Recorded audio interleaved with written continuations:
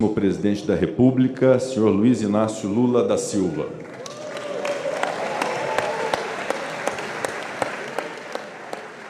Excelentíssimo senhor presidente do Congresso Nacional, senador Rodrigo Pacheco, excelentíssimo senhor presidente da Câmara dos Deputados, deputado Arthur Lira, excelentíssima senhora presidenta do Supremo Tribunal Federal, ministra Rosa Weber, meu querido companheiro vice-presidente da República, Geraldo Alckmin, senhoras e senhores chefes de estados e de governo que nos prestigiam, senhor primeiro secretário da mesa da Câmara dos Deputados, deputado Luciano Bivar, senhor procurador-geral da República, Augusto Aras,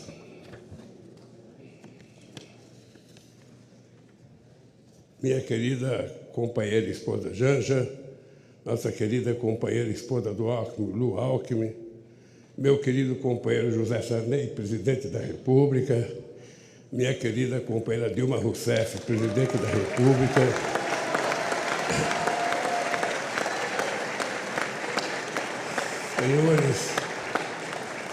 senhores parlamentares, senhoras e senhores chefes de delegação estrangeira, meus amigos e minhas amigas. Pela terceira vez, compareço a este Congresso Nacional para agradecer ao povo brasileiro o voto de confiança que recebemos. Renovo o juramento de fidelidade à Constituição da República, junto com o vice-presidente Geraldo Alckmin e os ministros que conosco vão trabalhar. Se estamos aqui hoje, é graças à consciência política da sociedade brasileira e à frente democrática que formamos ao longo desta histórica campanha eleitoral. Foi a democracia a grande vitoriosa nesta eleição, superando a maior mobilização de recursos públicos e privados que já se viu, as mais violentas ameaças à liberdade do povo, a mais abjeta campanha de mentiras e de ódio tramada para manipular e constranger o eleitorado brasileiro. Nunca os recursos do Estado foram tão desvirtuados em proveito de um projeto autoritário de poder. Nunca a máquina pública foi tão desencaminhada dos controles republicanos. Nunca os eleitores foram tão constrangidos pelo poder econômico e por mentiras disseminadas em escala industrial. Apesar de tudo, a decisão das urnas prevaleceu, graças a um sistema eleitoral internacionalmente reconhecido por sua eficácia na captação e apuração dos votos. Foi fundamental a atitude corajosa do Poder Judiciário, especialmente do Tribunal Superior Eleitoral,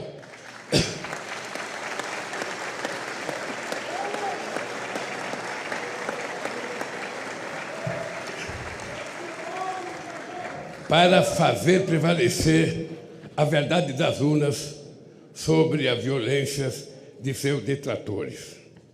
Senhoras e senhores, ao retornar a este plenário da Câmara dos Deputados, onde participei da Assembleia Constituinte de 1988, recordo com emoção os embates que travamos aqui democraticamente para inscrever na Constituição o mais amplo conjunto de direitos sociais, individuais e coletivos, em benefício da população e da soberania nacional. 20 anos atrás, quando fui eleito presidente pela primeira vez, ao lado do companheiro vice-presidente José Alencar, iniciei o discurso de posse com a palavra mudança. A mudança que pretendíamos era simplesmente concretizar os preceitos constitucionais, a começar pelo direito à vida digna, sem fome, com acesso ao emprego, à saúde e à educação. Disse naquela ocasião que a missão de minha vida estaria cumprida quando cada brasileiro e brasileira pudesse fazer 3 refeições por dia.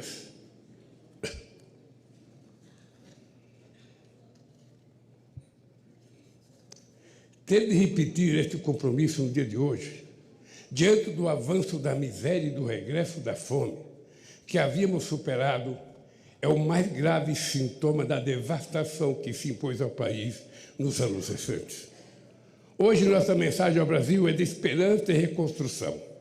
O grande edifício de direitos, de soberania e de desenvolvimento que essa nação levantou a partir de 1988 vinha sendo sistematicamente demolido nos anos recentes. É para reerguer este edifício de direitos e valores nacionais que vamos dirigir todos os nossos esforços. Queridos amigos e amigas, em 2002, dizíamos que a esperança tinha vencido o medo, no sentido de superar os temores diante da inédita eleição de um representante da classe trabalhadora para presidir os destinos do país. Em 8 anos de governo, deixamos claro que os temores eram infundados. Do contrário, não estaríamos aqui novamente. Ficou demonstrado que um representante da classe trabalhadora podia, sim, dialogar com a sociedade para promover o crescimento econômico de forma sustentável e em benefício de todos, especialmente dos mais necessitados. Ficou demonstrado que era possível, sim, governar este país com a mais ampla participação social, incluindo os trabalhadores e os mais pobres no orçamento e nas decisões do governo.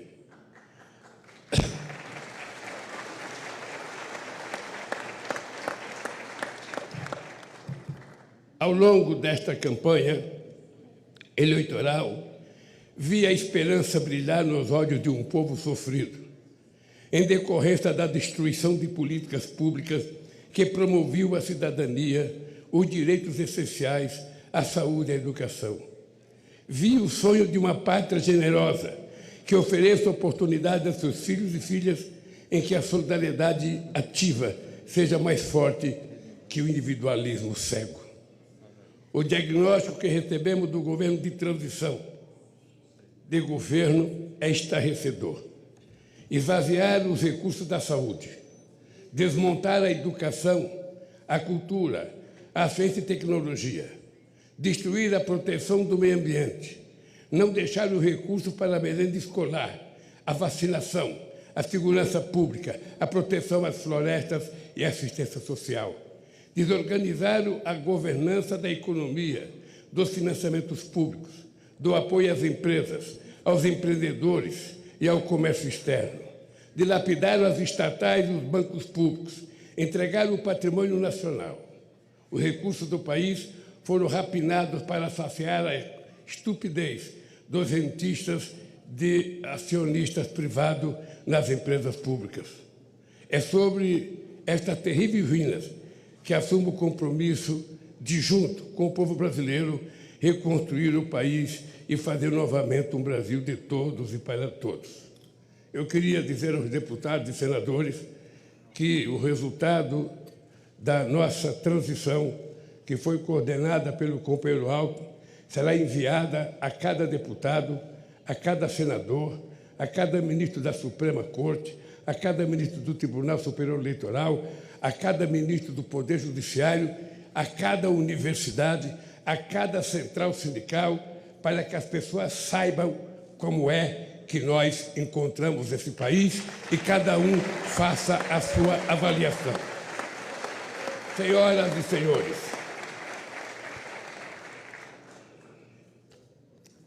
diante do desastre orçamentário que recebemos, apresentamos ao Congresso Nacional proposta que nos permitiu apoiar a imensa camada da população que necessita do Estado para simplesmente sobreviver. Quero agradecer à Câmara e ao Senado pela sensibilidade frente às urgências do povo brasileiro. Registro a atitude extremamente responsável do Supremo Tribunal Federal e do Tribunal de Contas da União frente às situações que distorciam a harmonia dos poderes. Fiz assim fiz, porque não seria justo nem correto pedir paciência para quem tem fome. Nenhuma nação se ergueu nem poderá se erguer sobre a miséria do seu povo. Os direitos e interesses da população, o fortalecimento da democracia e a retomada da soberania nacional serão os pilares de nosso governo. Esse compromisso começa pela garantia de do programa Bolsa Família renovado, mais forte e mais justo, para atender a quem mais necessita. Nossas primeiras ações visam resgatar da fome 33 milhões de pessoas e resgatar da pobreza mais de 100 milhões de brasileiros e brasileiras que suportaram a mais dura carga do projeto de destruição nacional que hoje se encerra. Senhoras e senhores, esse processo eleitoral também foi caracterizado pelo contraste entre distintas visões de mundo. A nossa, centrada na solidariedade e na participação política e social para a definição democrática dos destinos do país. A outra, no individualismo, na negação da política, na destruição do Estado em nome de supostas liberdades individuais. A liberdade que sempre defendemos é a de viver com dignidade, com pleno direito de expressão e manifestação e, sobretudo, de organização. A liberdade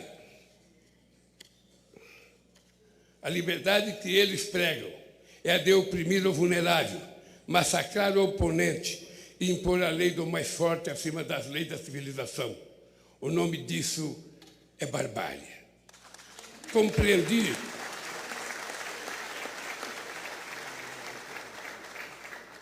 Compreendi desde o início da jornada que deveria ser candidato por uma frente mais ampla do que o campo político em que me formei, mantendo firme compromisso com minhas origens.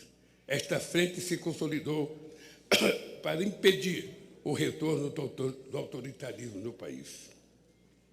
A partir de hoje, a lei de acesso à informação voltará a ser cumprida. O portal da transparência voltará a cumprir seu papel. Os controles republicanos voltarão a ser exercidos para defender o interesse público. Não carregamos nenhum ânimo de revanche contra os que tentaram subjugar a nação a seus desígnios pessoais e ideológicos, mas vamos garantir o primado da lei. Quem errou responderá por seus erros, com direito à ampla defesa dentro do devido processo legal. O mandato que recebemos à frente a adversários inspirados no fascismo será defendido com os poderes que a Constituição confere à democracia. Ao ódio responderemos com amor, à mentira com a verdade, ao terror e à violência responderemos com as leis e suas mais duras consequências. Sob os ventos da redemocratização dizíamos: ditadura nunca mais.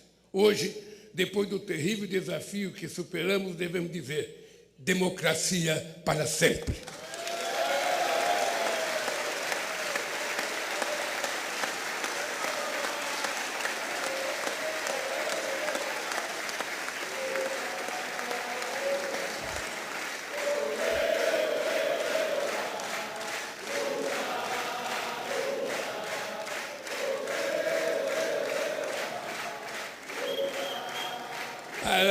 Para confirmar estas palavras, teremos de reconstruir em bases sólidas a democracia em nosso país.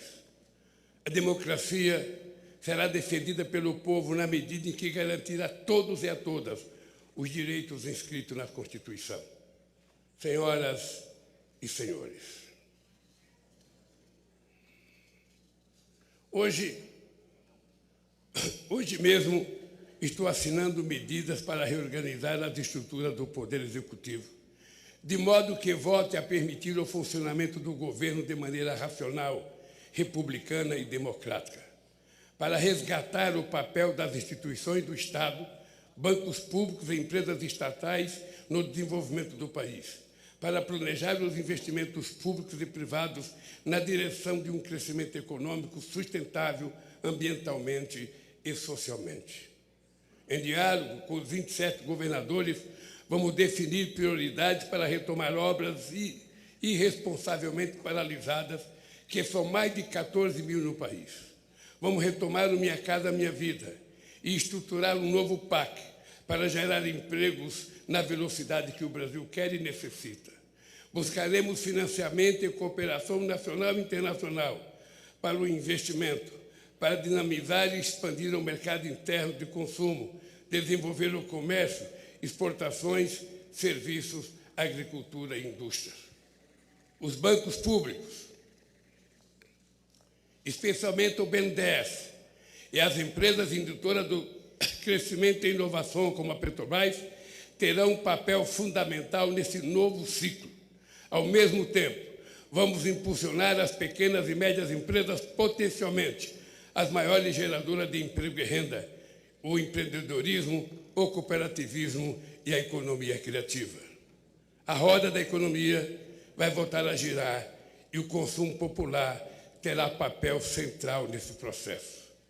Vamos retomar a política de valorização permanente do salário mínimo e estejam certos de que vamos acabar mais uma vez com a vergonhosa fila do INSS, outra injustiça restabelecida nesses tempos de destruição.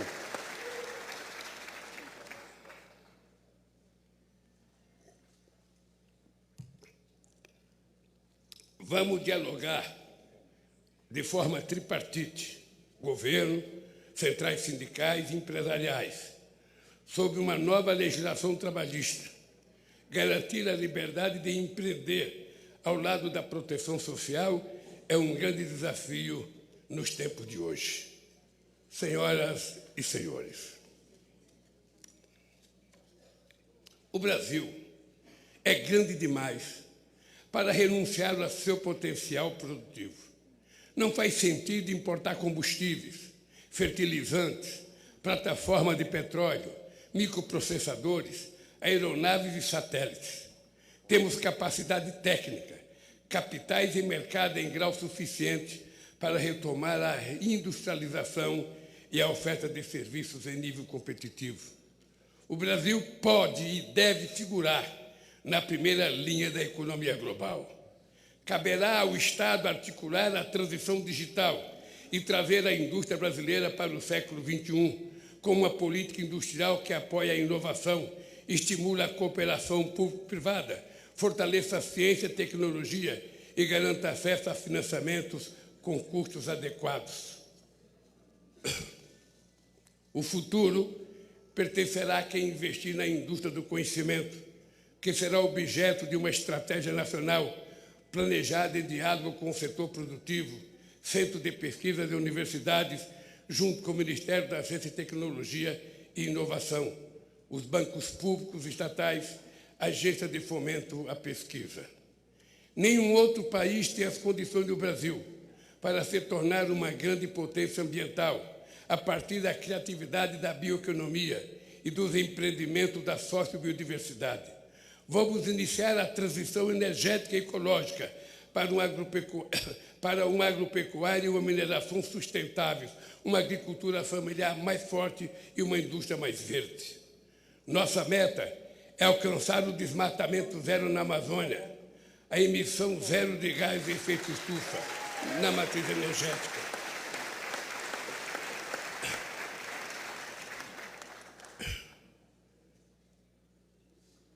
Além de estimular o reaproveitamento de pastagens degradadas, o Brasil não precisa desmatar para manter e ampliar sua estratégica fronteira agrícola. Não é preciso derrubar nenhuma árvore.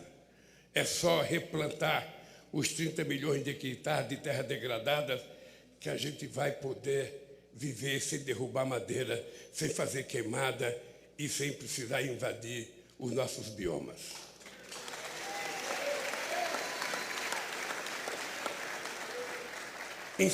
Incentivaremos, sim, a prosperidade na terra, liberdade e oportunidade de criar, plantar e colher continuará sendo nosso objetivo. O que não podemos admitir é que seja uma terra sem lei. Não vamos tolerar a violência contra os pequenos, o desmatamento e a degradação do ambiente que tanto mal já fizeram ao nosso país. Esta é uma das razões, não a única, da criação do Ministério dos Povos Indígenas. Ninguém conhece melhor nossas florestas, nem é mais eficaz de defendê-la do que o que estava aqui desde tempos imemoriais. Cada terra demarcada é uma nova área de proteção ambiental. A estes brasileiros e brasileiras devemos respeito e com eles temos uma dívida histórica.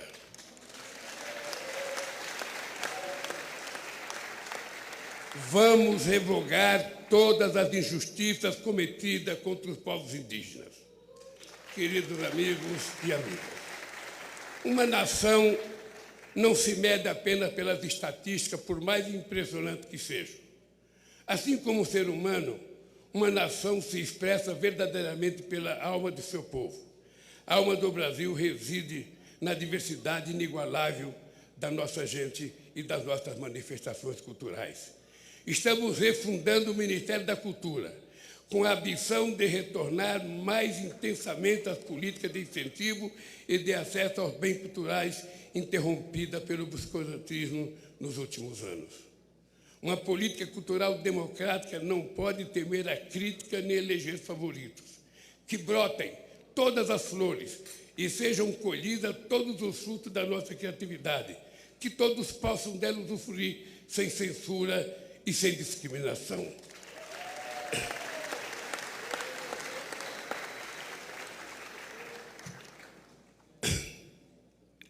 Não é admissível que negros e pardos continuem sendo a maioria pobre e oprimida de um país construído com o suor e sangue de seus ascendentes africanos. Criamos o Ministério da Promoção da Igualdade Racial para ampliar a política de cotas nas universidades e no serviço público, além de retomar as políticas voltadas para o povo negro e pardo na saúde, educação e cultura. É inadmissível que as mulheres recebam menos que os homens realizando a mesma função, que não sejam reconhecidas em um mundo político machista, que sejam assediadas impunemente nas ruas e no trabalho, que sejam vítimas de violência dentro e fora de casa. Estamos refundando também o Ministério das Mulheres para demolir esse castelo secular de desigualdade e preconceito.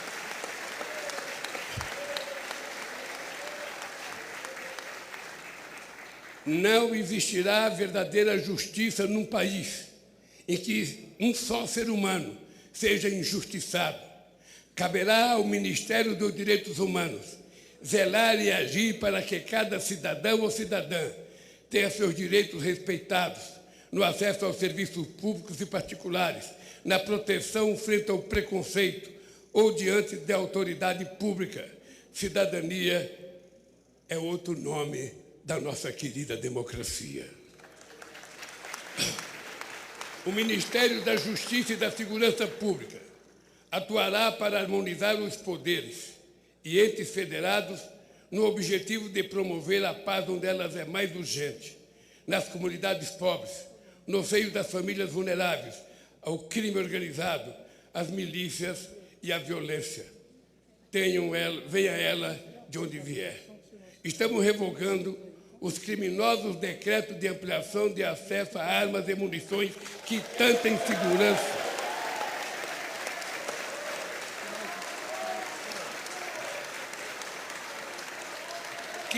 insegurança e tanto mal causaram às famílias brasileiras. O Brasil não quer e não precisa de armas na mão do povo.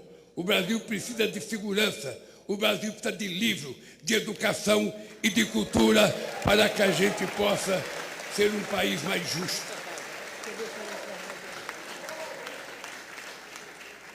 Sob a proteção de Deus, inauguro este mandato reafirmando que no Brasil a fé pode estar presente em todas as moradas, nos diversos templos, igrejas e cultos. Neste país, todos poderão exercer livremente sua religiosidade. Senhoras e senhores, o período que se encerra foi marcado por uma das maiores tragédias da história, a pandemia de Covid-19. Em nenhum outro país a quantidade de vítimas fatais foi tão alta proporcionalmente à população quanto no Brasil.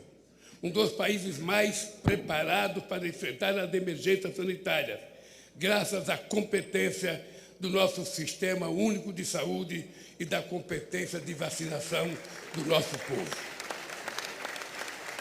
Este paradoxo só se explica pela atitude criminosa de um governo negacionista, obscurantista e insensível à vida. As responsabilidades por esse genocídio hão de ser apuradas e não devem ficar impunes.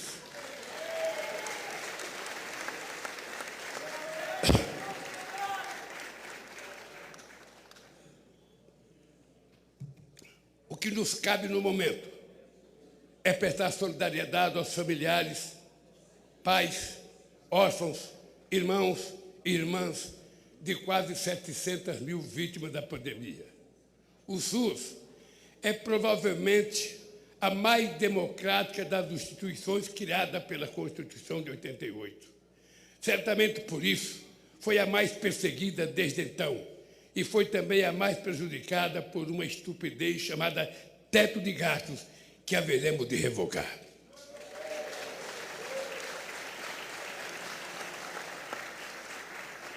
Vamos recompor os orçamentos da saúde para garantir a assistência básica, a farmácia popular, promover o acesso à medicina especializada.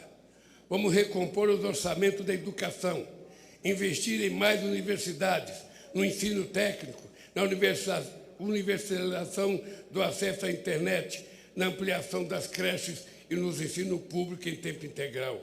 Este é o investimento que verdadeiramente levará ao desenvolvimento do país. O modelo que propomos, aprovado nas urnas, exige, sim, compromisso com a responsabilidade, a credibilidade e a previsibilidade. E disso não vamos abrir mão. Foi com realismo orçamentário, fiscal e monetário, buscando a estabilidade, controlando a inflação e respeitando contratos que governamos este país. Não podemos fazer diferente. Temos, sim, a obrigação de fazer melhor do que fizemos. Senhoras e senhores, os olhos do mundo estiveram voltados para o Brasil nestas eleições.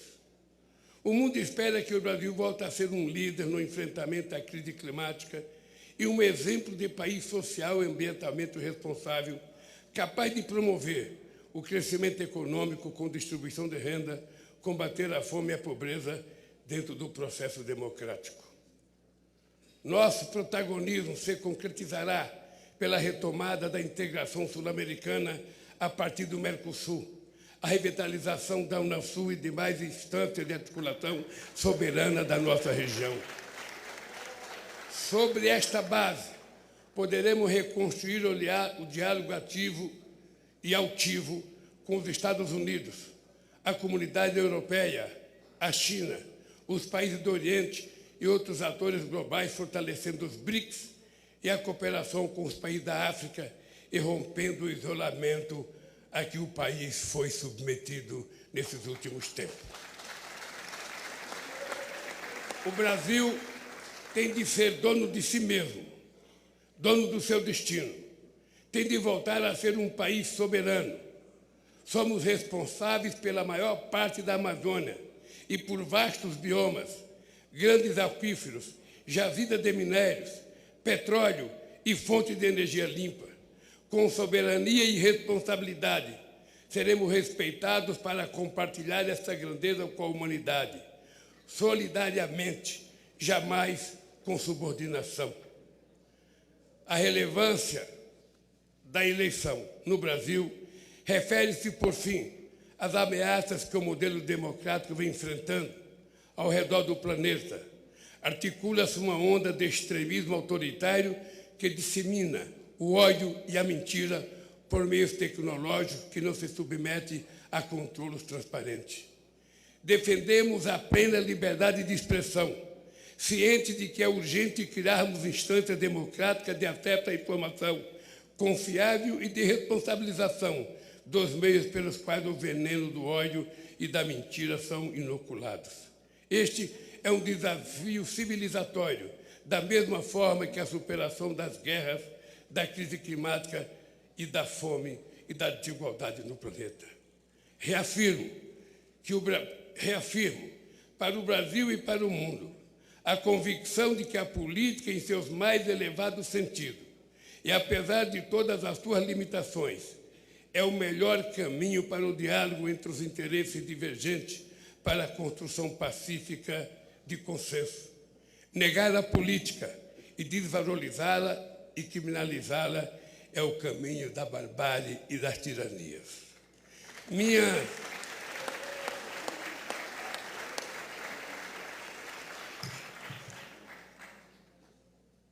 Minha mais importante missão, a partir de hoje, será honrar a confiança recebida e corresponder às esperanças de um povo sofrido, que jamais perdeu a fé no futuro, nem em sua capacidade de superar os desafios. Com a força do povo e as bênçãos de Deus, haveremos de reconstruir esse país. Viva a democracia! Viva o povo brasileiro! Muito obrigado, companheiros!